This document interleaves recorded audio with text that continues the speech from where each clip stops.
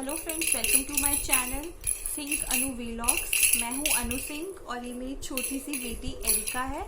और मैं काफ़ी टाइम बाद वीडियो बना रही हूँ, वीडियो एक्चुअली शूट कर रही हूँ। मैं इंडिया पहुँच चुकी हूँ और इंडिया आए मुझे लगभग 3-4 महीने हो ही गए हैं। मैं 26 फरवरी को इंडिया अमृतसर पहुँची थी और अभी मार्च अप्रैल 2.5 महीने हो गए हैं, आराम से 2.5-3 महीने हो गए हैं, थोड़ी लेट है। और इस वीडियो में मैं ओहो गुड्डो और इस वीडियो में मैं अपना ट्रैवल एक्सपीरियंस शेयर करने वाली हूँ, एक 4 महीने के बच्चे के साथ ट्रैवल करने का। वो जैसे कि पार्ट 1 के वीडियो में आपने देखा होगा कि मेरे हस्बैंड मुझे सी ऑफ करने आए थे एटलांटा। एक्चुअली हम विस्कॉन्सिन के एक छोटी सी सिटी ओक क्लियर में रहते हैं, जो कि मिनियापोलिस के 1 से 1.5 घंटे की दूरी पर है।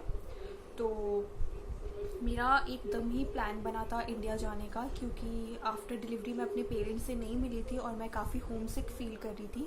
और जैसे ही मुझे पता चला कि मेरे फ्रेंड हैं, उनकी फैमिली जो उनको विज़िट करने आई थी वो भी इंडिया जा रहे हैं, तो मैंने अपने हस्बैंड को बोला और हमने टिकट्स चेक की। तो लकीली हमें सेम डेट पे सेम फ्लाइट में टिकट मिल गई। तो ऐसे मेरा प्लान बना इंडिया जाने का। इस वजह से मेरे हस्बैंड मेरे साथ नहीं जा रहे थे, मेरे फ्रेंड की जो फैमिली है वो मेरे साथ जा रही थी। तो क्योंकि मैं उनके साथ ट्रैवल कर रही थी तो मुझे टिकट्स उनके हिसाब से करना पड़ा। वो लोग एटलांटा में रहते थे और हम विस्कॉन्सिन स्टेट में। तो फिर टेक्निकली इंडिया की यूएसए से इंडिया की जर्नी 24 घंटे की है, लेकिन क्योंकि मुझे विस्कॉन्सिन से अपने शहर से एटलांटा जाना था, फिर वहाँ से मेरी जर्नी स्टार्ट हो रही थी इंडिया की, तो मेरी टोटल जर्नी जो थी वो 36 आवर्स की थी, पूरे 36 घंटे। और रीज़न ये था 36 घंटे की जर्नी करने का, क्योंकि मैं बहुत नर्वस फील कर रही थी अकेले बच्चे के साथ ट्रैवल करने के लिए। तो ये रीज़न था कि मैं उनके साथ ट्रैवल करी थी और मेरी जो जर्नी थी वो इंडिया की वो 20 आवर्स के बदले 36 आवर्स की हो गई, क्योंकि पहले मुझे अटलांटा जाना था, फिर वहाँ पे हमने 1 नाइट स्टे किया था।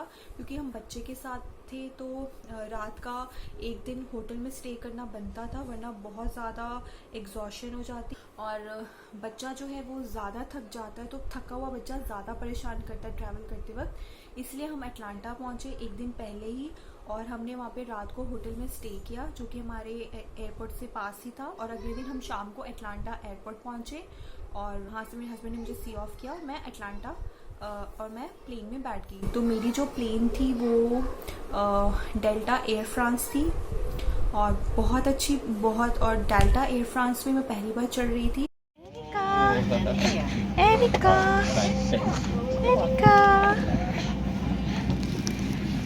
तो अभी बज रहे हैं ऑलमोस्ट 5:30 और हमने बोर्डिंग पहले प्री बोर्ड कर लिया है, क्योंकि मेरे साथ तो छोटा बच्चा है। और यहाँ पर और हम लोग बैठ गए हैं, सामान भी सब शिफ्ट हो गया है। और ये है एरिका, ये बेबी कैरियर बहुत काम आया। अगर ये बेबी कैरियर नहीं होता मेरे पास तो मुझे बहुत दिक्कत होती। हाँ हाँ हाँ एरिका। अभी मैं एरिका का फेस आगे करती ताकि वो आराम से सबको देखे।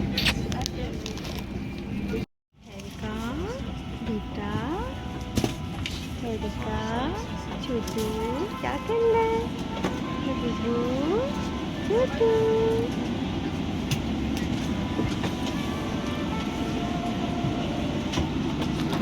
मैंने अपना यहाँ पे पूरा सेटअप कर लिया है। यहाँ पे सारी एरिका का दूध का बॉटल है, एप्रन है और सैनिटाइजर्स हैं, मेरा कुछ लिप ग्लॉस है। और ये एरिका का डायपर बैग है जो मैं अपने पैरों के नीचे रखूँगी। और ये मेरा पर्स है जो भी मैं हाथ में पकड़ लूँगी। ठीक है। आगे वैसे ज़्यादा स्पेस नहीं लग रही मुझे, पता नहीं क्यों, थोड़ा सा मुझे टाइट लग रहा है, लेकिन लेट्स सी कैसा जाता है। उनकी सर्विस बहुत अच्छी थी, खाना भी अच्छा था। और क्योंकि हमने बहुत जल्दबाजी में टिकट किया था तो मेरे हस्बैंड ने मेरे लिए कुछ स्पेशल इंडियन मील बुक नहीं किया था, तो जो भी खाना था प्लेन का मैंने वही खाया। और मैं क्योंकि नॉन वेजिटेरियन हूँ तो मुझे इतनी प्रॉब्लम नहीं हुई खाने में। खाना अच्छा था, खाना टेस्टी था, मुझे अच्छा लगा। चिकन था, कुछ सैलेड, चीज़ केक था, तो ओवरऑल बहुत अच्छा खाना था। और सबसे ज़्यादा जो मैं नर्वस थी वो थी अपनी बेटी के कान दुखने का, कि जैसे ही टेक ऑफ और लैंडिंग होगी तो मतलब मुझे थोड़ा सा टेंशन था कि पता नहीं मेरा बच्चा कैसा रिएक्ट करता है।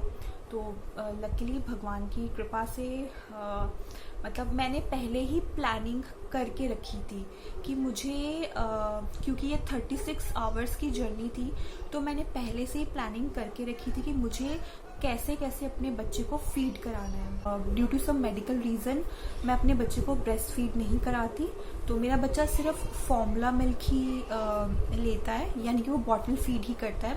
तो इसलिए मैंने प्रॉपर प्लानिंग करके रखी थी पहले से ही कि 36 आवर्स की जर्नी में मुझे मतलब मेरे पास क्या क्या कितना दूध पिलाने के लिए मेरे पास कितनी सप्लाई होनी चाहिए, कितने बॉटल्स होनी चाहिए। तो ये मैंने पहले से प्लान करके रखा था। तो मैंने सबसे पहले कॉपी और पेन लिया, उसमें प्रॉपर लिस्ट बनाया, और सबसे इम्पॉर्टेंट जो था वो था मेरे बच्चे के लिए दूध और बॉटल्स कितनी चाहिए, उसका भी मैंने लिस्ट बनाया। और मेरा बच्चा, क्योंकि मेरी बेटी 4 मंथ की थी, तो वो हर 3.5 से 4 घंटे में दूध पीती थी।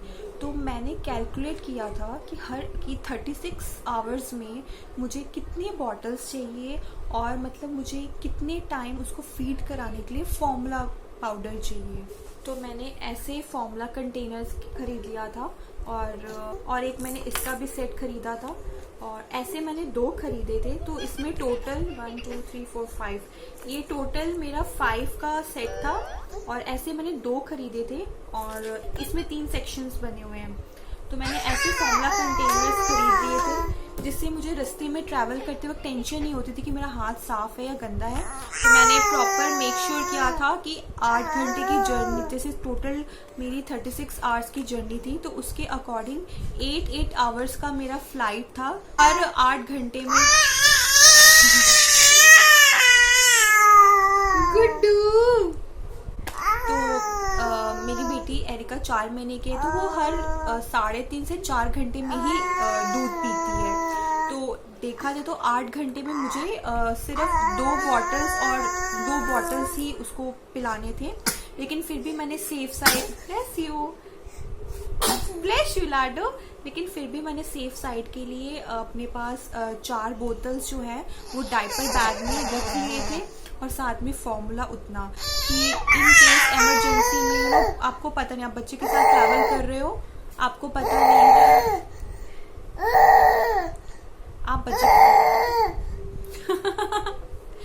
बच्चे के साथ ट्रैवल कर रहे हो तो आपको पता नहीं है ना, क्या पता कभी बच्चा वॉमिट ही कर देता है, तो फिर आपको दोबारा से फीड कराना पड़ता है। तो इस वजह से मैंने 8 आवर्स की जर्नी में उसके लिए 4 मतलब 2 तो चाहिए ही था, प्लस 2 एक्स्ट्रा बॉटल्स मैंने रखे हुए थे। और जैसे ही मुझे पता चलता था कि बोर्डिंग होने वाली है, तो उससे पहले ही मैं एक बॉटल में पानी भरकर ही रखती थी, और एक बॉटल में मैं दूध बना लेती थी, ताकि हम जैसे बोर्ड करें और उसके बाद टेक ऑफ होता है, ठीक है, तो मतलब टेक ऑफ जैसे होता था उससे पहले ही मेरा जो मिल्क बॉटल है वो रेडी रहता था, मिल्क बॉटल एंड पेसिफायर भी।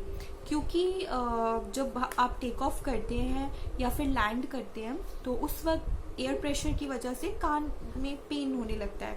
तो इस वजह से कि मैं अपना मिल्क बॉटल भी रेडी करके रखती थी, और पेसिफायर भी, कि इन केस मेरा बेबी मिल्क बॉटल नहीं ले रहा है, उसको दूध उस वक्त नहीं पीना है, तो उस वक्त दूध नहीं पीने का मन है, तो एटलीस्ट वो पेसिफायर तो सक कर लेगा।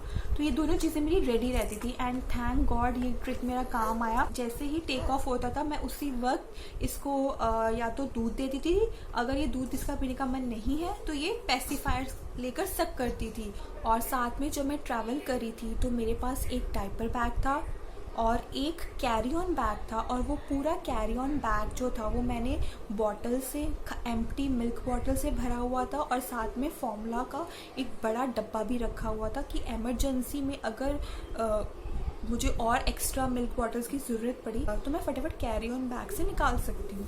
तो मैंने इस तरीके से प्लानिंग की कि 8 घंटे में मुझे कितनी बॉटल्स चाहिए और कितना फॉर्मूला चाहिए। ऑल्सो मेरे बच्चे का कान दर्द ना हो इसकी मैंने प्रॉपर ध्यान रखा। उसके बाद बारी आती है डाइपर्स की, तो मैंने डाइपर्स को भी, जैसे 8 घंटे की जर्नी थी तो मैंने हर एक घंटे के लिए एक डायपर रखा था और मैंने डायपर बैग में हर चीज़ को, जैसे डायपर्स हैं, मेडिसिन्स हैं, एरिका के 2 कपड़े भी थे एक्स्ट्रा, तो मतलब हर चीज़ को मैंने ज़िपलॉक बैग में डाला था ताकि मुझे वो ईज़िली मिल जाए और मुझे ऐसे से ढूंढना ना पड़े। ये एक ज़िपलॉक बैग ये है और इस ज़िपलॉक बैग में मैंने एरिका की सारी इम्पॉर्टेंट दवाइयाँ जो थी वो इसमें पैक करके डायपर बैग में रख लिया था।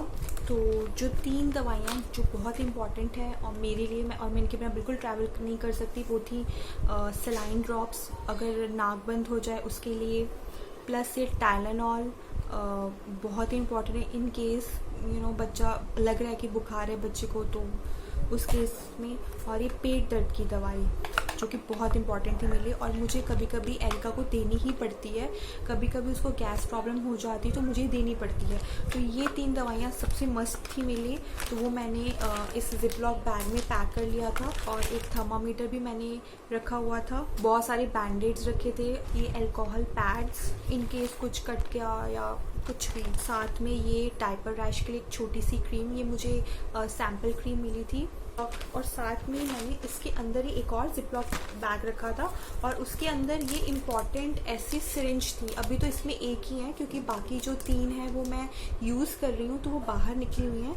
तो ऐसी सिरिंज भी मैंने पैक करके रख ली थी, कम से कम मेरे पास 4-5 सिरिंज थी ऐसी, क्योंकि ये जो टाइलेनॉल है और जो पेट दर्द की दवाई है वो आप सिरिंज की हेल्प से ही बच्चे को दे सकते हो। तो ऐसे मैंने 4-5 अपने पास रखी थी कि अगर एक गंदा हो जाता तो दूसरा मैं यूज़ कर लूँगी। तो इस तरीके से मैंने एरिका के डायपर बैग में ज़िपलॉक बैग्स काफ़ी सारे रखे थे। हर ज़िपलॉक बैग में उसकी ज़रूरी की चीज़ें थी और मैंने कोशिश की थी कि डायपर बैग को मैं इतना ना भरूं, जो सिर्फ ज़रूरी चीज़ें हैं जो मुझे उस वक्त उस जर्नी में चाहिए मैं उतना ही डायपर बैग में भरूं। तो जैसे अटलांटा से पेरिस का 8 घंटे की जर्नी थी, तो मैंने उस 8 घंटे से रिलेटेड ही चीज़ें अपने डायपर बैग में डाली थी और बाकी सामान जो था वो मेरे साथ मेरे कैरी ऑन बैग में था। तो उसके बाद जब मैं पेरिस पहुंची, तो पेरिस लैंड करने के बाद पेरिस जब मैं लैंड की सब कुछ ठीक चल रहा था, लेकिन सिक्योरिटी चेकिंग पे एरिका ने बहुत तंग किया। वो बहुत ज़्यादा थकी हुई थी, प्लस उसने उस चेकिंग के दौरान ही पॉटी भी कर दी थी, तो मेरा बच्चा बहुत तंग था। और जब बच्चा रो रहा होता है तो पता नहीं, मैं फ़र्स्ट टाइम मॉम हूँ, मैं बहुत ज़्यादा इमोशनल हो जाती हूँ।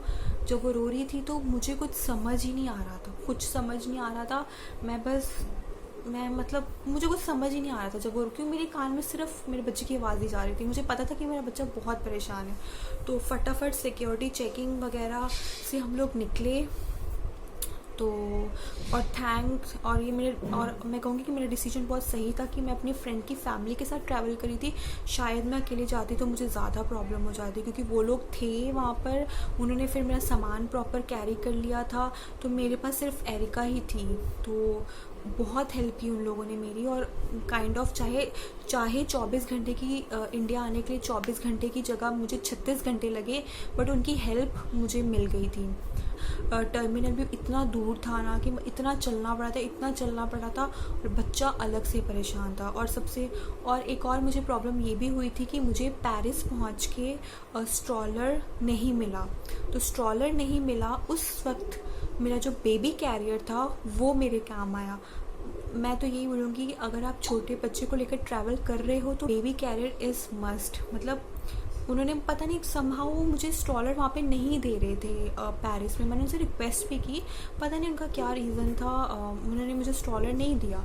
तो उस केस में अगर स्ट्रॉलर होता मेरे पास तो शायद मैं ईज़िली एरिका को उन टर्मिनल्स दूसरे टर्मिनल पहुँच पाती चलकर, और मेरा बच्चा भी शायद ज़्यादा कंफर्टेबल रहता। लेकिन मुझे इतना लंबा रास्ता जो था वो तय करना पड़ा एक टर्मिनल से दूसरे टर्मिनल जाने के लिए। तो एरिका को मैंने अपने बेबी कैरियर में उठाया हुआ था, प्लस उसने पॉटी की थी, तो मेरा बच्चा बहुत परेशान था और मैं खुद बहुत ज़्यादा परेशान थी। और एक तो इतनी गर्मी लग रही थी, आप क्लिपिंग देखना आपको पता चलेगा, उस पॉइंट पे मैंने सिर्फ एक कुछ सेकंड्स का ही क्लिपिंग बनाया था। पेरिस में लैंडिंग तक सब सही था, लेकिन एयरपोर्ट पे जो चेकिंग वगैरह जो हो रहा था ना, उसमें मेरी बैंड बज गई थी। फिर वहाँ से फ्री होकर मैंने एरिका का वो चेंज किया, उसका डायपर चेंज किया, फिर मैं हाँ थोड़ा उसको फ्रेश फील कराया।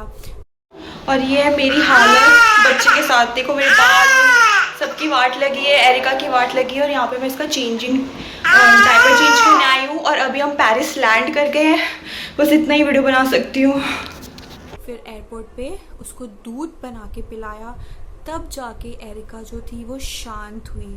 और आप ये एक पिक भी देखोगे जिसपे एरिका जो फाइनली शांत है, और थोड़ी सी मेरे फेस पे राहत है, क्योंकि तब जाके मैं चैन से 2 मिनट के लिए बैठी थी। क्योंकि जब बच्चा शांत होता है तो फिर मॉम भी थोड़ी रिलैक्स हो जाती है। फिर उसके बाद मेरी पेरिस से मुंबई तक की जर्नी थी, तो वो 8 आवर्स में भी मैंने प्रॉपर अपने डायपर बैग में पहले ही बॉटल्स रख लिए थे दूध के, और उसी हिसाब से मैंने फॉर्मूला कंटेनर भी रख लिया था, प्लस मैंने डायपर्स भी रख लिए थे। और हाँ, सारी इंपॉर्टेंट चीज़ें मैंने अपने पास रख ली थी पहले ही। तो मुझे उस 8 आवर्स की जर्नी में भी ज़्यादा कोई दिक्कत नहीं हुई, आई वुड से। और डायपर जैसे मैंने 1 घंटे के हिसाब से एक रखा था, तो मुझे हर घंटे भी नहीं चेंज करना पड़ रहा था। मैंने 2 घंटे में चेंज करी थी मैं उसका डायपर। तो डायपर भी मेरा मतलब ओवरऑल जो मेरी प्लानिंग थी वो अच्छी जा रही थी प्लानिंग। तो उसके बाद कुछ टाइम वेट करने के बाद, क्योंकि हमारे साथ बच्चा था, तो फिर जाकर वहाँ पे जब मेरा सब काम हो गया, तब जाके मुझे स्ट्रॉलर मिल रहा है। और जबकि उसके बाद हमने बोर्ड ही करना था, उसके बाद बोर्डिंग टाइम हुआ, और बिकॉज बच्चा था मेरे साथ तो हमने प्री बोर्डिंग की। फिर हम शांति से वहाँ बैठे। फिर एयरपोर्ट पे तो मुझे इस बार बिल्कुल भी टाइम नहीं मिला पहले से उसका दूध बनाने का, तो क्योंकि हमने प्री बोर्ड किया था, तो मैं अंदर गई। फिर वहाँ पे मैंने शांति से एरिका के लिए दूध बनाकर पहले से रखा, ताकि जब टेक ऑफ हो तो मैं फटाफट उसे दूध पिलाना शुरू कर दूँ। तो एरिका को मैंने पेरिस एयरपोर्ट पे ही दूध पिला दिया था, इसलिए जब टेक ऑफ हुआ तो एरिका का पेट ऑलरेडी भरा हुआ था। तो बॉटल की जगह मैंने उसे इस बार पेसिफायर दिया, ताकि वो पेसिफायर को सक करती रहे और एयर प्रेशर की वजह से उसका कान ना दुखे। और उसके कुछ टाइम बाद ही एरिका सो गई थी, क्योंकि थकी हुई थी बहुत ज़्यादा। और टेक ऑफ होने के बाद ही मुझे बेसिरेट भी मिल गया था, जिसमें मैंने एरिका को सुला दिया था। और उसके बाद मेरा बहुत ही टेस्टी खाना भी आ गया था। खाना खाने के बाद मैं भी सो गई थी, तो मैंने ज़्यादा क्लिपिंग नहीं बनाई। बीच में एरिका ज़रूर उठी थी, उसको मैंने बाथरूम वगैरह फ्रेश वगैरह करवाया, और उसके बाद फिर से एरिका सो गई थी। और ये बहुत ही मज़ेदार नाश्ता था। ऑलमोस्ट 5-6 घंटे बाद, 8 घंटे की फ़्लाइट थी, तो 5-6 घंटे बाद मुझे बहुत ही टेस्टी सा नाश्ता भी मिला। खाना और नाश्ता बहुत ही अच्छा था उनका, बहुत ही अच्छा सर्विस था डेल्टा एयर फ्रांस का। और साथ में एरिका सो भी रही थी, और नाश्ते के बाद ही लैंडिंग भी होने वाली थी। तो ये जैसे उन्होंने अनाउंसमेंट किया कि भाई हम कुछ देर बाद लैंडिंग करना स्टार्ट कर देंगे, तो अनाउंसमेंट सुन के एरिका भी उठ गई थी, और वो चुप करके अनाउंसमेंट सुन रही थी। तो उसके बाद मैंने फटाफट एरिका का दूध का बॉटल भी रेडी कर लिया था, ताकि लैंडिंग के दौरान मैं फटाफट उसे दूध पिलाना शुरू कर दूँ, ताकि उसके कान जो है वो पेन ना करें लैंडिंग के दौरान। उसके बाद हम मुंबई लैंड किए एज़ यूजुअल। पूरे फ्लाई करते दौरान एरिका ने बिल्कुल तंग नहीं किया, लेकिन जैसे ही हम लैंड करते, जैसे सिक्योरिटी से गुजरना पड़ता, ओह माय गॉड, वो तो मेरा बच्चा इतना रोता, इतना रोया, इतना मतलब मुंबई एयरपोर्ट पे पहुंचकर एरिका ने फिर से अगेन वही मुझे तंग करना शुरू कर दिया। क्योंकि यार बच्चा एग्जॉस्ट हो जाता है यार, आई कैन अंडरस्टैंड। मेरे हस्बैंड ने मुंबई एयरपोर्ट पे मिले एक असिस्टेंट व्हील चेयर की रिक्वेस्ट की थी। थैंक गॉड मेरे हस्बैंड ने व्हील चेयर की रिक्वेस्ट डाली हुई थी जब मैं मुंबई पहुंची। एक्चुअली मेरे व्हील चेयर वाली रिक्वेस्ट बहुत काम आई मेरे, क्योंकि वो लोग आए, उन लोगों ने मुझे व्हील चेयर पे बैठाया प्रॉपर। वो व्हील चेयर से ही मुझे उन्होंने मेरा स्टैंपिंग वगैरह जो भी चेक करवाना था वो करवाया, प्लस वो मुझे मेन टिकट काउंटर तक भी लेके गए। तो व्हील चेयर की वजह से मेरी बहुत मदद हो गई। लेकिन अगेन एरिका इतना रो रही थी, इतना रो रही थी, इतना रो रही थी, मतलब मैंने, और मुझे टाइम भी नहीं मिल रहा था कि मैं उसको चुप कराऊं, क्योंकि मुझे फटाफट सिक्योरिटी चेकिंग से गुजरना था। देन मुझे क्योंकि मेरा थोड़ा सा लगेज का इशू था, बहुत ज़्यादा लगेज था मेरे पास, तो मुझे मुंबई पर फ़ाइन भी देना पड़ा था, लगभग 13-14 हज़ार के करीब।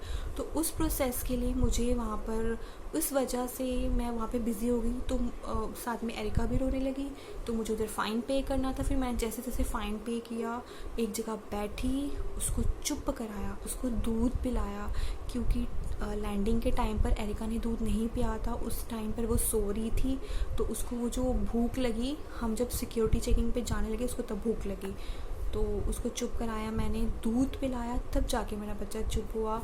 उसके बाद फाइनली सब प्रोसीजर हुआ और मैं मुंबई प्लेन में भी बैठ गई। और उसके बाद मेरी जर्नी ख़त्म नहीं हुई, क्योंकि मुंबई के बाद दिल्ली था, और दिल्ली में भी मेरा 1-1.5 घंटे का हॉल्ट था। फिर दिल्ली से अमृतसर था, और मुंबई टू अमृतसर में विस्तारा से आई हूँ। विस्तारा की सर्विस भी बहुत अच्छी है, बहुत अच्छी सर्विस है। वहाँ का जो स्टाफ था, सब स्टाफ मतलब बहुत हेल्पफुल थे। उन्होंने मेरी बहुत हेल्प की, क्योंकि उन्होंने देखा मेरे साथ बेबी है। उन्होंने बहुत हेल्प की मेरी फ़्लाइट में बैठने से लेकर अंदर प्रॉपर मुझे कोई दिक्कत तो नहीं है, मेरे बच्चे को कोई दिक्कत तो नहीं है, वहाँ तक बहुत हेल्प की मेरी, बहुत सपोर्टिव स्टाफ था उनका। तो अगेन दिल्ली पहुँचने के बाद भी एरिका ने बहुत रोई मेरा, मतलब जो इंडिया तो मैं अच्छे से पहुँच गई, लेकिन इंडिया में मुंबई से लेकर अमृतसर का जो सफ़र था ना, वो बहुत मुश्किल था मेरे लिए। क्योंकि जो मेरे फ्रेंड की फैमिली थी, वो भी मुंबई के बाद कहीं और जा रहे थे, और मेरे को मुंबई के बाद अमृतसर आना था, तो हम दोनों अलग हो गए थे। तो मैं काइंड ऑफ अकेली पड़ गई थी, इसीलिए मुंबई से अमृतसर का जर्नी में मुझे एरिका ने बहुत तंग किया, बहुत ज़्यादा। बट ओवरऑल भगवान की कृपा से सेफली फाइनली मैं अमृतसर पहुंच गई अच्छे से। और तो एरिका फाइनली नानी के घर पहुंच गई है, अमृतसर। ये कौन कौन आया है? पापा आए, लकी वो आ गए, वो देख के आए। मैंने इस जर्नी से यही सीखा कि अगर आपके पास छोटा बच्चा है और अगर आप अकेले ट्रैवल कर रहे हो, तो आप अपने साथ कम सामान लेकर ट्रैवल कीजिए, क्योंकि बच्चे और सामान दोनों को संभालना इम्पॉसिबल, स्पेशली बच्चे को अगर आप सिर्फ गोदी में उठा सकते हो तो। सो अगर आप अकेले ट्रैवल कर रहे हो बच्चों के साथ, तो प्लीज़ प्रॉपर प्लानिंग करके ट्रैवल कीजिए, और सामान बहुत कम लेकर ट्रैवल कीजिए, वरना बहुत दिक्कत होने वाली है। और मैं ये बोलूँगी कि अगर आप ट्रैवल कर रहे हो तो प्लीज़ कोशिश कीजिए कि आपकी पूरी जर्नी में आपके साथ कोई ना कोई एक आदमी ज़रूर हो, आदमी या कोई भी ज़रूर हो। आपको उनकी हेल्प की ज़रूरत पड़ती है, मतलब आपको बच्चे को संभालना है, प्लस सामान देखना है, प्लस बाकी चीज़ें हैंडल करनी है, बहुत मुश्किल हो जाता है। और अगर आप बच्चे के साथ ट्रैवल कर रहे हैं तो प्रॉपर बच्चे से रिलेटेड सारी इसेंशियल चीज़ें हैं उनका पहले लिस्ट बना लीजिए, ताकि आप उसकी चीज़ें मिस ना कर दें। तो बस ये मेरी छोटी सी जर्नी थी। तो अगर आपका भी कोई ट्रैवल एक्सपीरियंस हो, या फिर ट्रैवलिंग से रिलेटेड कुछ स्पेशल टिप्स हो जो मेरे काम आए, तो मेरे साथ ज़रूर शेयर कीजिएगा कमेंट सेक्शन पर। Thank you.